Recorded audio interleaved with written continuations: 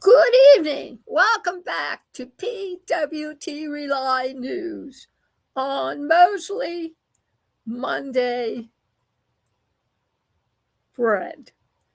And tonight we're bringing you a little something special that y'all ought to be aware of. Become the conscience of our country, the United States of America, because it seems to have lost something.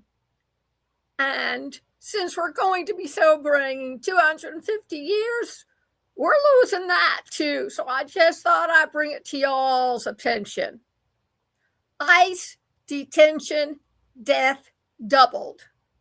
Now, you may not think that's a big deal, but if you're one of them immigrants who live in one of those concentration camps, because that's what they are, folks, from what I've read and seen, I don't think you and your family want to land up in one of them and then be separated from your children and then hear about how badly they're treated. Death rate in ICE detention more than doubles. And this is from a Reuters analysis. So, we examine the stories that test our nation's conscience. Tonight, we turn to a Reuters investigation that found that the death rate in ICE immigrant detention centers has more than doubled. And how different is that from the mass murder of all the Jews and gypsies and blacks and the experiments from the concentration camps in Nazi Germany?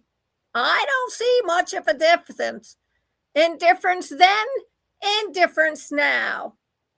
Don't make much sense either in Germany or the United States.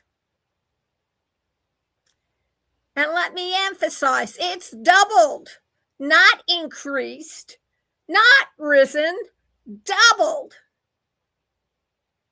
which means a higher mortality rate. Deaths in ICE custody have sharply increased.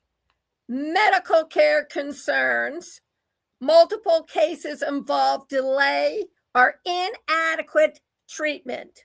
Facility conditions, overcrowding, understaffing, and poor oversight were cited, getting to sound like our jails. Oversight failures. Watchdog reports flag systemic issues. And here's the part that hits the national nerve. During their previous administration, funding for ICE expanded significantly. Analysts note that budgets grew, detention capacity grew, and enforcement operations grew. But according to this reporting, the systems meant to protect human life did not grow with them. Shall I repeat that? The systems meant to protect human life did not grow with them. Budget expansion, ICE funding increase. Detection growth, more beds, more facilities. Oversight gap, accountability did not keep pace.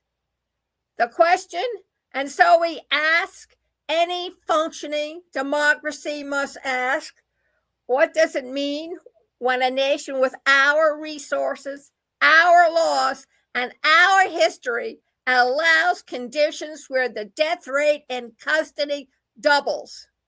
What does it mean when the world no longer recognizes us as the home of the brave and the free? Moral identity, who we are as a nation, human rights expectation, global standards we once championed, national reputation, how the world now sees us, civic responsibility, what citizens, you and me, must demand. We used to stand for something, folks. We used to be the country that said freedom wasn't just a slogan, it was a promise. But when people die in our custody at twice the previous rate, that promise is broken. And when the world looks at us and no longer sees the nation we claim to be, that's not their failure, it's ours. This has been a passionate PWTRELYNEWS Mosey's Weekly Report. We don't look away. We don't excuse. We don't forget. We examine the facts.